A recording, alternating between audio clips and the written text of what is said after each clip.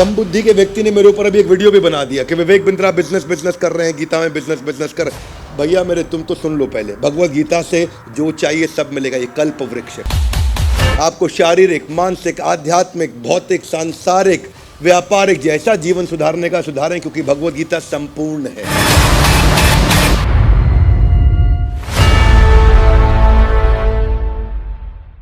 ग्रंथराज श्रीमद् भगवत गीता की धन्यवाद। आज का जो श्लोक है वो अर्जुन का एक प्रश्न है, और आज के श्लोक में अर्जुन आपसे एक प्रश्न पूछने वाले हैं और कृष्ण से पूछेंगे। इससे पहले थोड़ी बात हुई, कर्मण्येवाधिकारस्ते मा फलेषु कदाचन। वो आपने एपिसोड देखा होगा कि कर्म करो फल की इच्छा मत करो। बड़ा पॉपुलर श्लोक है ये भगवत गीता का, ये पिछला एपिसोड था। लेकिन अर्जुन ये बात सोचते सोचते अब सोचने लगे कि इतने इंटेलिजेंट लोग होते कौन हैं जो भगवत गीता को अप्लाई कर लेंगे। कहां मिलते हैं, कहां से आते हैं, कौन होते हैं ये, कैसे लोग होते हैं ये। तो अर्जुन के मन में प्रश्न आ गया कि भगवान आप ही से पूछ लेता हूं। दूसरे अध्याय का 54वां श्लोक, मेरे पीछे जरा श्लोक दोहराइए। अर्जुन उवाच स्थित प्रज्ञ सका भाषा समाधिस्थस्य केशवा स्थित धी किम प्रभाषेत किम आसीत व्रजेत किम। तो क्या कह रहे हैं अर्जुन? यहां पे कह रहे हैं कि हे भगवान, जरा मुझे ये समझाइए कि स्थित प्रज्ञा, जरा हाथ आगे लाइए बड़ी, स्थित, स्टेबल, प्रज्ञा मतलब इंटेलिजेंस। ऐसा स्टेबल इंटेलिजेंस वाला आदमी होता कैसा है? अगर आप किसी लीडर को जानना चाहते हो, देखना चाहते हो, समझना चाहते हो उसका बिहेवियर क्या है, रतन टाटा, मुकेश अंबानी, गौतम भाई अडानी बिजनेस कैसे करते हैं, क्या उनका व्यवहार है, कैसे मुझे सीखना है उनसे। जिसको बिजनेस सीखना है वो बिजनेस सीख रहा है। भगवत गीता में सब कुछ सिखाया जाता है। एक कम बुद्धि के व्यक्ति ने मेरे ऊपर अभी एक वीडियो भी बना दिया कि विवेक बिंद्रा बिजनेस कर रहे हैं, गीता में बिजनेस कर। भैया मेरे, तुम तो सुन लो पहले, भगवत गीता से जो चाहिए सब मिलेगा। ये कल्प वृक्ष है। कम ऑन, क्या है ये? कल्प वृक्ष है। ऐसे मेरी इच्छा बिल्कुल नहीं होती किसी को जवाब देने की वीडियो के लिए, लेकिन भगवत गीता कल्प वृक्ष है। संपूर्ण है अपने आप में। आपको शारीरिक, मानसिक, आध्यात्मिक, भौतिक, सांसारिक, व्यापारिक जैसा जीवन सुधारने का सुधारें, क्योंकि भगवत गीता संपूर्ण है। Would you agree with me loudly? Yes no? भगवान ने यह भी बताया कि शरीर कैसे अच्छा करते हैं, भोजन क्या करते हैं। अरे अध्यात्म तो बहुत ऊंची चीज, भगवान ने सब कुछ बताया गीता के अंदर। बहरहाल आपसे चर्चा करते हैं कि स्टेबल इंटेलिजेंस का व्यक्ति, दूसरा अध्याय चल रहा है, वो कैसे बिहेव करता है। स्थित प्रज्ञ सका भाषा, कि ऐसा व्यक्ति वो कैसे बोलता है, उसकी भाषा क्या है, किस प्रकार बैठता है, किस प्रकार चलता है, वो होता कैसा है। अर्जुन पूछ रहे हैं उसकी। देखिए हर एक व्यक्ति की ना एक कुछ सिम्टम्स होते हैं। धनी व्यक्ति के लक्षण होते हैं, उस कुछ लक्षणों से पता चलता है कि वो धनवान कहलाता है। रोगग्रस्त व्यक्ति के कुछ लक्षण होते हैं जिनसे पता चलता है कि वो रोगी है। ठीक उसी प्रकार विद्वान व्यक्ति के कुछ लक्षण होते हैं जिससे पता चलता है कि वो विद्वान है।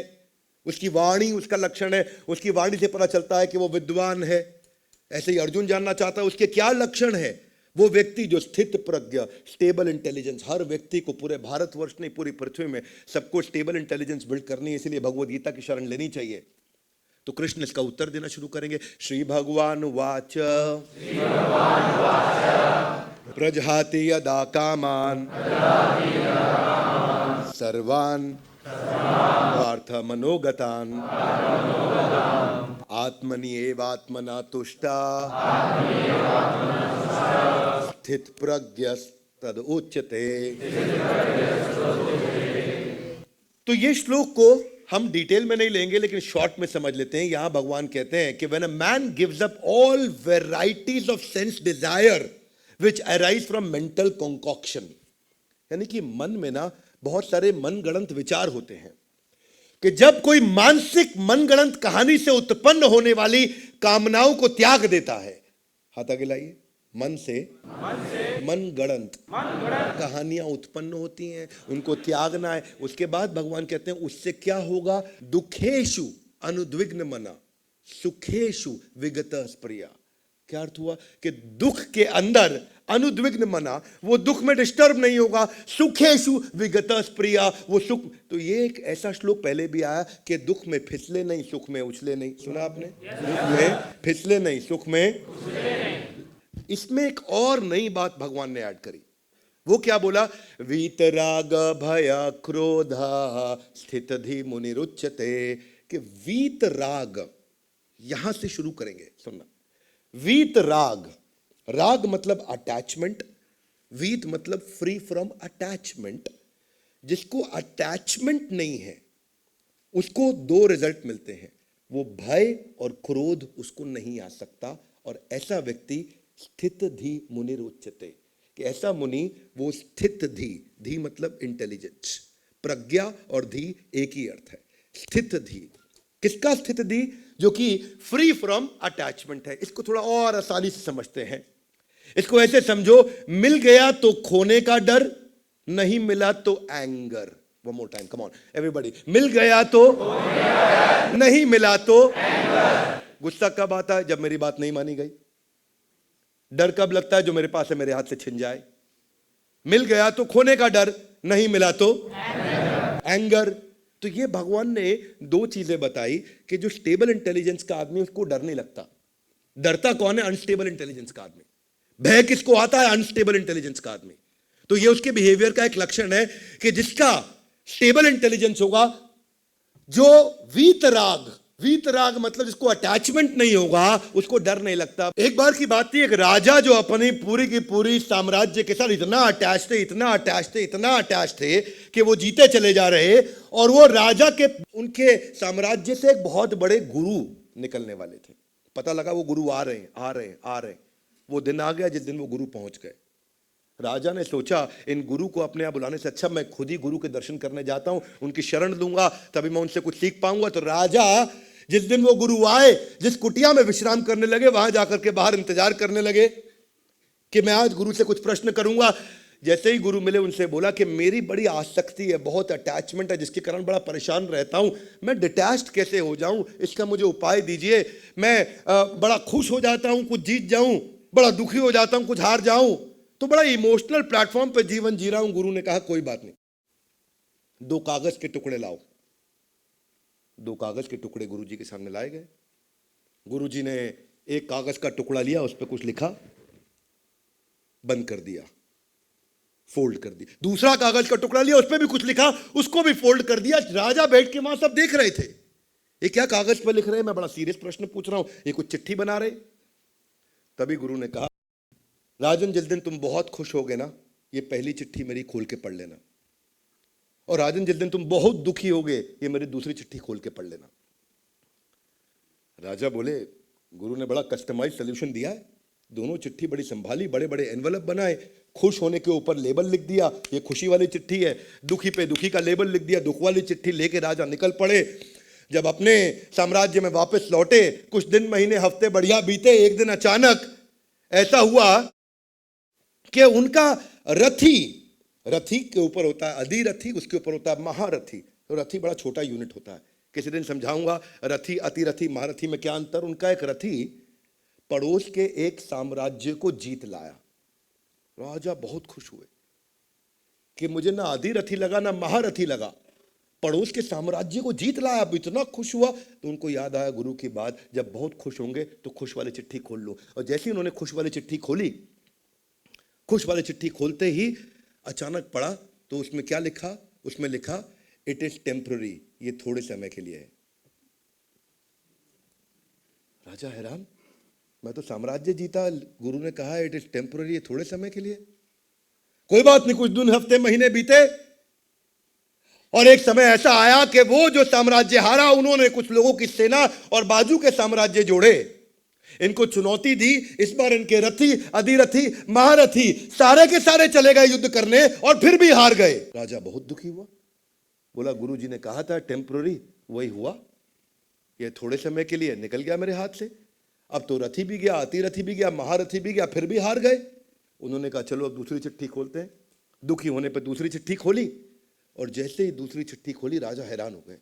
दूसरी चिट्ठी में लिखा था इट इज टेम्पररी, ये थोड़े समय के लिए है। तब उनको ये समझ में आया कि ये सब कुछ टेम्पररी है और वहां से मुझे अपनी अटैचमेंट को तोड़ के वापस लेकर के आना है। हमारे पास जीवन में शास्त्र बताते हैं 3 प्रकार के दुख होते हैं। एक होता है आदि दैविक, दूसरा होता है आदि भौतिक और तीसरा होता है आध्यात्मिक। जरा हाथ ऊपर लाइए।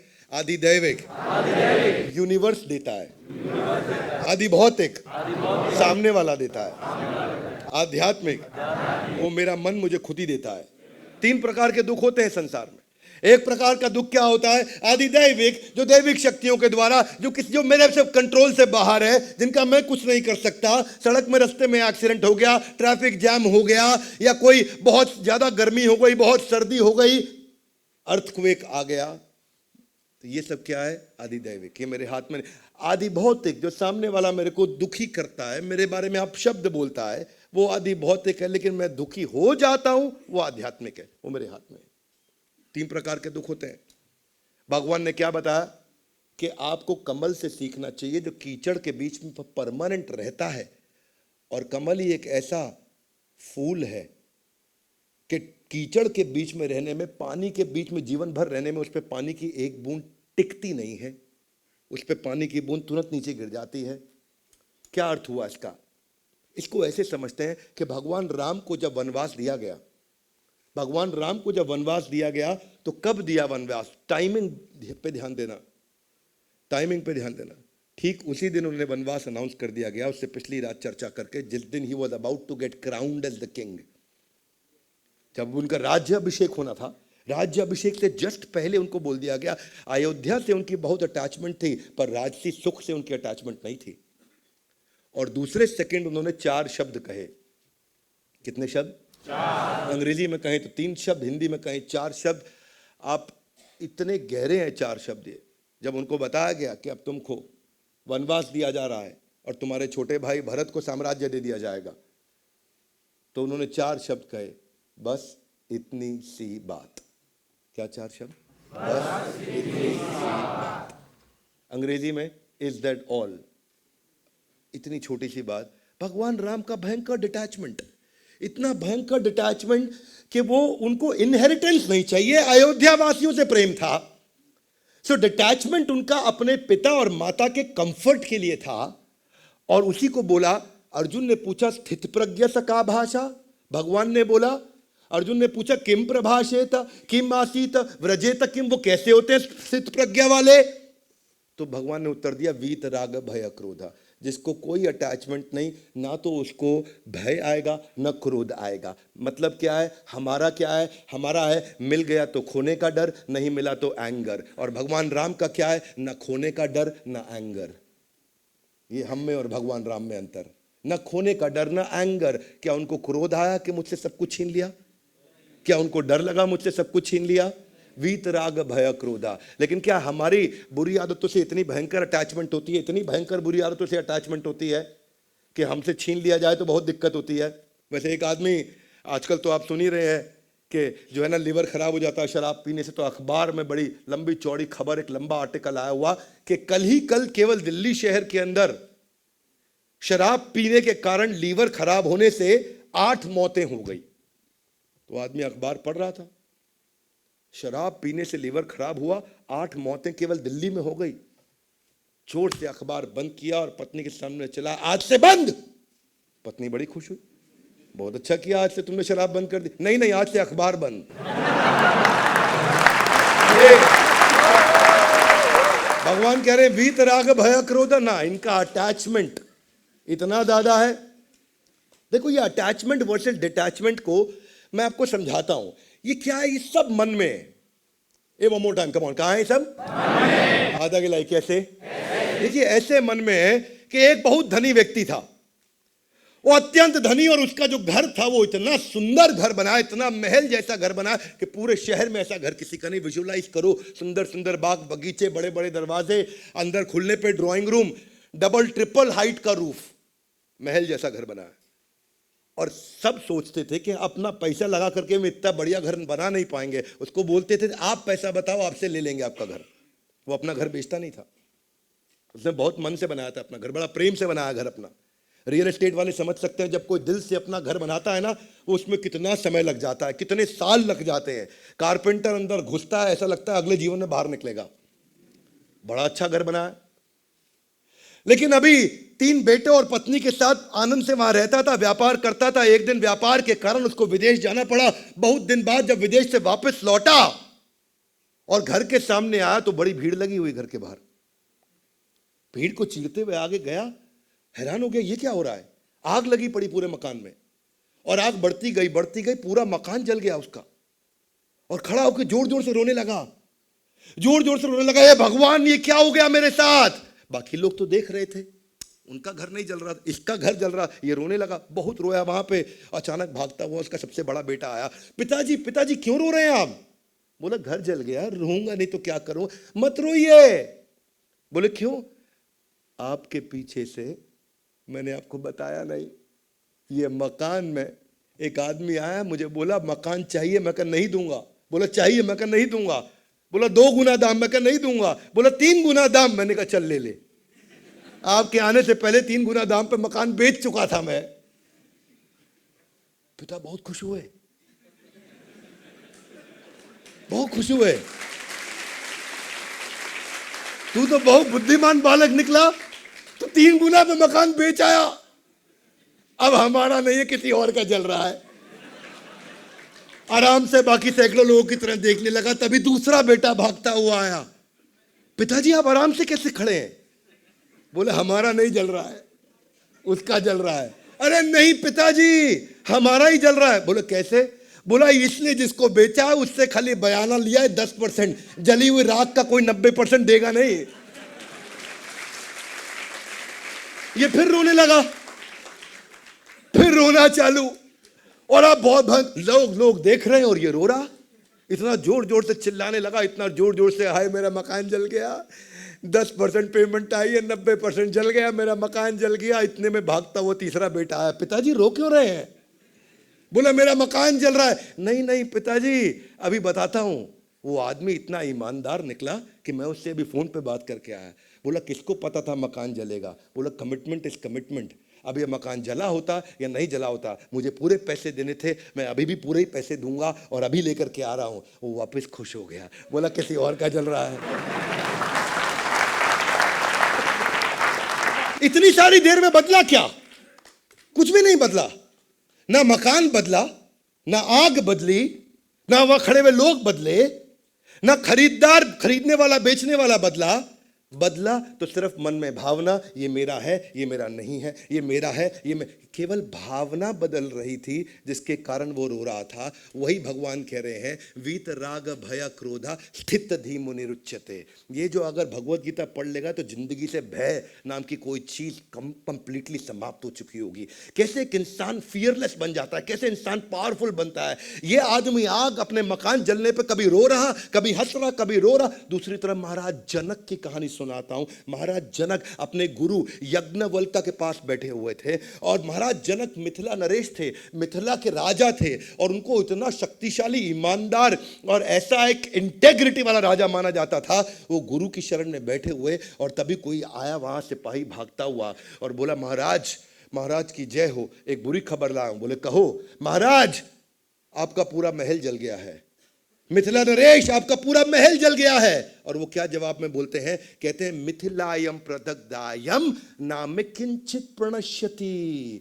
पूरा मिथिला का महल जलने पे भी मैं इतना सा भी कुछ नहीं खोया। Nothing do I lose even though my palace में बी कंज्यूम टू एशेस। हाँ, और फिर भगवान कृष्ण इनकी तारीफ कर रहे हैं। 3 अध्याय के 20वें श्लोक के अंदर भगवत गीता में एक ही राजा का नाम लिया, वो महाराज जनक का नाम लिया। क्यों? क्योंकि वो क्या कहते हैं कि जब मैं अपने गुरु की शरण में बैठा हूं तो मुझे तीनों लोकों का सुख अपने आप मिल जाएगा। इसको बोलते हैं कंप्लीटली फ्री फ्रॉम डिटैचमेंट। वीत राग भय क्रोधा, मिल गया तो खोने का डर, नहीं मिला तो एंगर। और दूसरी तरफ महाराज जनक, ना खोने का डर ना ही एंगर। भगवत गीता में यही चर्चा हो रही है कि कैसे आप जब फियरलेस डिटैचमेंट के कारण बन जाते हैं। एक दफा जब 14 वर्ष का जब वनवास पांडवों को दिया गया था, पांडु लोग जब वनवास में चल रहे तो एक समय ऐसा था कि द्वैत वन में चल रहे थे और द्वैत वन में चलते चलते महारानी कुंती को प्यास लगी।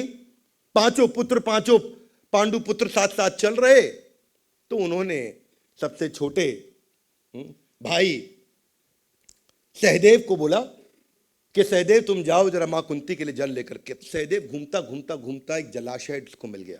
वो जलाशय पे पहुंचा, जैसे ही पानी पीने लगा, वहां एक बगुला पेड़ पे बैठा और बोला, सहदेव रुक जाओ। उसने हाथ जोड़ा, बोला क्यों रुक जाऊं? बोला तुम्हें मेरे प्रश्नों का उत्तर देना होगा, नहीं तो जल पीने से तुम बेहोश। बगुले को देख के सहदेव हंसने लगा, उसने जल पी लिया, बेहोश हो गया। ये कथा सब लोगों को पता होगी, कई लोगों ने सुनी होगी कथा ये, पर इस कथा में था क्या? युधिष्ठिर वेट करते रहे, सहदेव नहीं लौटा तो नकुल को भेजा, नकुल नहीं लौटा तो भीम को भेजा, भीम नहीं लौटा तो अर्जुन को भेजा, और चारों के साथ यही हुआ। उस बगुले ने बोला मेरे प्रश्नों का उत्तर दो, नहीं तो तुम मारे जाओगे। उन्होंने बगुले पे ध्यान नहीं दिया, जल पीने लगा और चारों बेहोश हो गए, वहीं खत्म हो गए, चारों की मृत्यु हो गई। महाराज युधिष्ठिर हैरान हो गए, चारों भाई लौटे नहीं।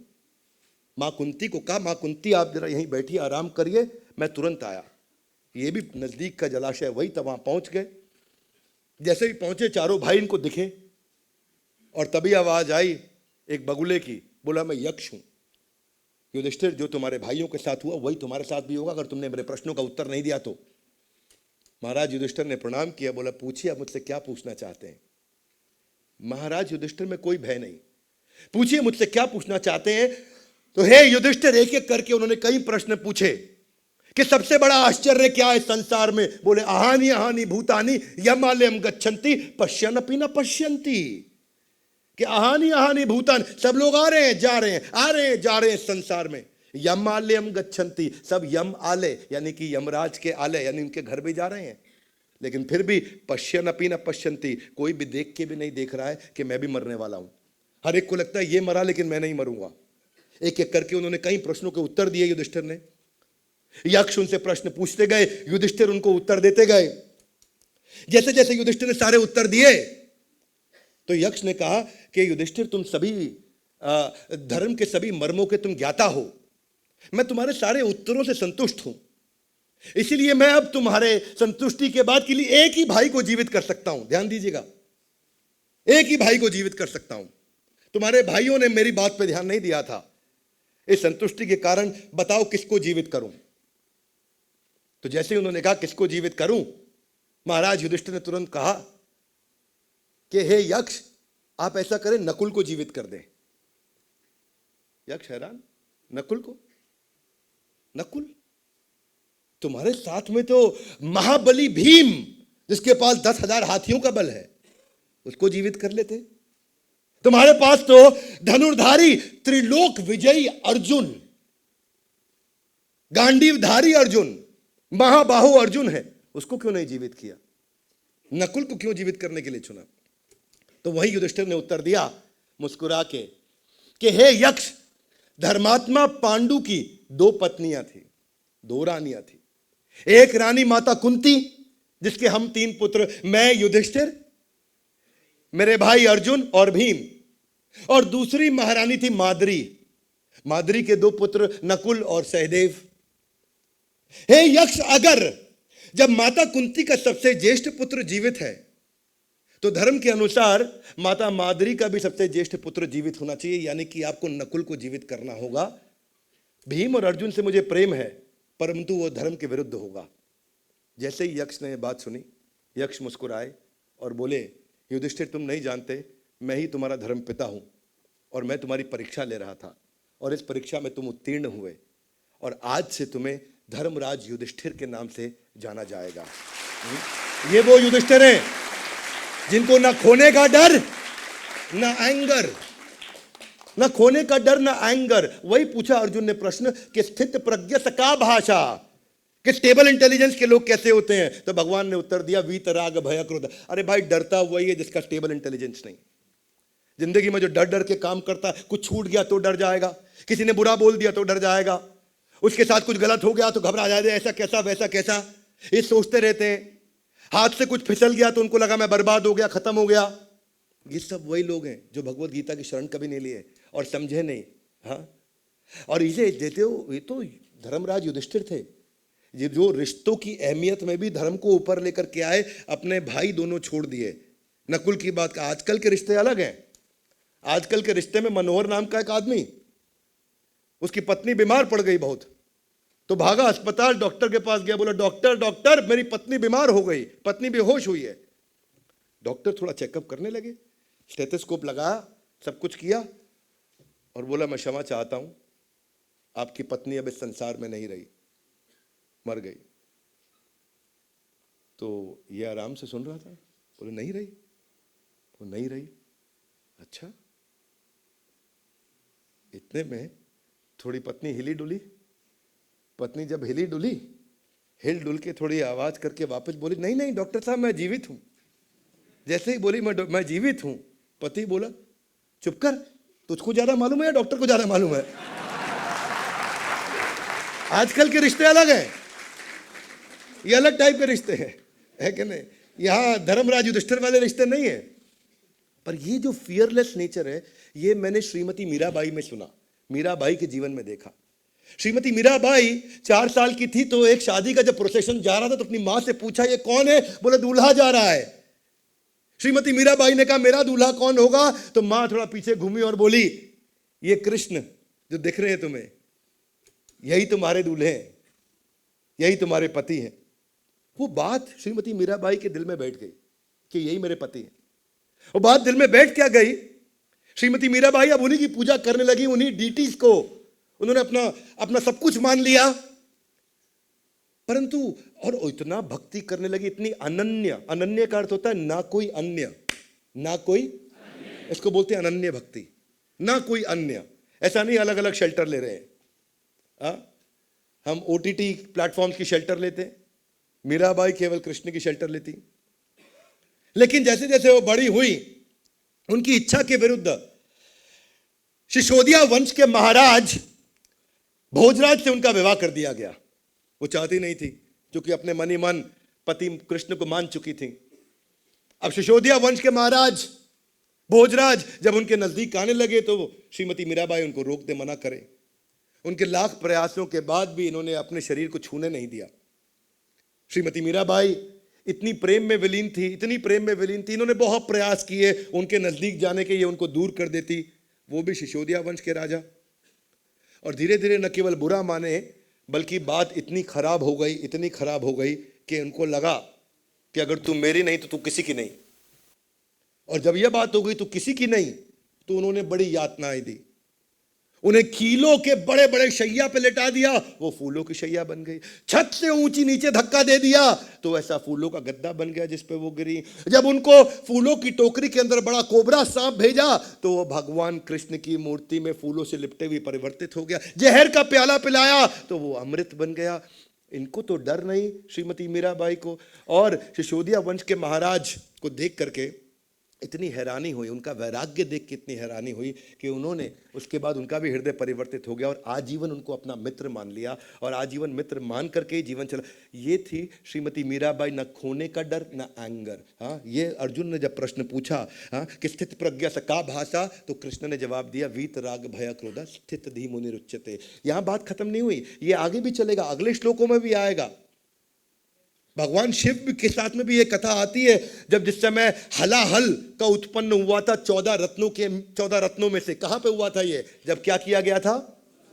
समुद्र मंथन में 14 रत्न आए, उनमें से एक था हलाहल यानी कि विष। और जब विष बाहर आया, इतनी लपटे और इतनी आग निकली उस विष में से, इतनी आग निकली कि एक तरफ देव एक तरफ दानव सब जलने लगे। और सबने भगवान शिव से प्रार्थना करी, दानवों ने भी करी, देवताओं ने भी करी, सुर असुर सबने प्रार्थना करी, प्रभु आप आइए। और भगवान शिव ने आकर के उस जहर को अपने कंठ में धारण कर लिया। यहां तक सबको पता है। देवताओं ने जब उनको धन्यवाद किया, बोला आपने बहुत बड़ा काम कर दिया हमारे लिए। बोला मैंने कुछ खास नहीं किया, I didn't do anything great, it was easy to digest this poison.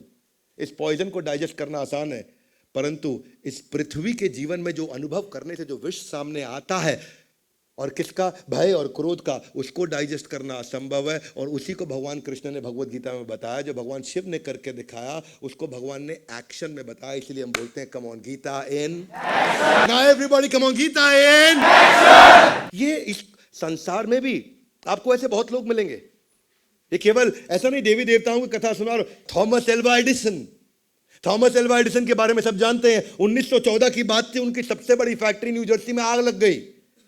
और आग इतनी भयंकर लगी, सब धू धू के जलने लगा। एडिसन बाहर खड़े होकर हंसने लगे जोर से, अपने बेटे को बोले, तुमने ऐसी आग देखी है? बोला नहीं देखी। बोला नहीं देखी ना? बोला नहीं देखी। सबको इकट्ठा करके लाओ, अपनी माँ को और अपने दोस्तों को, उनको भी दिखाओ, मैंने भी ऐसी आग नहीं देखी। बोला पिताजी आप खुश हो रहे हैं? बोला हाँ खुश हो रहा हूँ, क्योंकि हमारी सारी गलतियां यहाँ जल के बर्बाद हो जाएंगी। बेटा हैरान हो गया, सारी गलतियां जल के बर्बाद हो जाएंगी। और वही इतना बेटा कंफ्यूज था, और वही उन्होंने आग लगने के बाद जब जाकर के न्यूयॉर्क टाइम्स को इंटरव्यू दिया तो बोला मेरी गलतियां जली हैं, फैक्ट्री नहीं जली है, फैक्ट्री यहाँ पे है। मुझे इस सब गलतियां जलने से थोड़ी डर लगे, गलती जलने से मैं खुश हो रहा हूँ। और अगले 2 साल के अंदर $1 मिलियन वाली कंपनी को उन्होंने $10 मिलियन 2 साल में कन्वर्ट कर दिया, क्योंकि उन्होंने वादा किया था आग बुझते ही मलबा हटा के मैं वापस जुट जाऊंगा। ये है वीतराग भय क्रोधा, न खोने का डर और न एंगर। जो डिटैच्ड व्यक्ति है ना, वो संसारी हो या देवी लोक से आ रहा हो, उसको किसी का डर नहीं। ये आदमी डरता तभी है जब उसको अटैचमेंट होता है। वही गौतम बुद्ध ने भी बताया कि अटैचमेंट ही सब चीज़ों का कारण है, इन सारे दुखों का कारण है। और अगर ये सीरीज में चलेगा भी, आगे भी भगवान और बताएंगे कि स्थित प्रज्ञा का भाषा। इसीलिए गीता इन एक्शन के सारे एपिसोड देखिए, अपने बच्चों को दिखाइए, अपने मित्रों को दिखाइए गीता इन एक्शन। ये हमारा एक ऐसा प्रयास है जहां पे हम आपको ये वो सारे के सारे गुण जो भगवान कृष्ण ने बताए हैं, अमानित्वम, अदम्बित्वम, अहिंसम, शांतिरार्जवम, वो सारे के सारे गुण व्यक्ति विकसित कर सकता है और जीवन के हर हिस्से में अपनी सफलता को प्राप्त कर सकता है। न केवल आध्यात्मिक जीवन परलोक, बल्कि इस लोक को भी सुखी बना सकता है। गीता इन एक्शन के सारे एपिसोड्स को देखने के लिए, इस वीडियो को पूरा समझने के लिए, वीत राग भय क्रोधा स्थित धीम निरुच्यते, स्टेबल इंटेलिजेंस सबको चाहिए। हमारे साथ जुड़े रहने के लिए आप सबका हृदय की गहराई से प्रेम पूर्वक बहुत बहुत धन्यवाद। ग्रंथराज श्रीमद् भगवद गीता की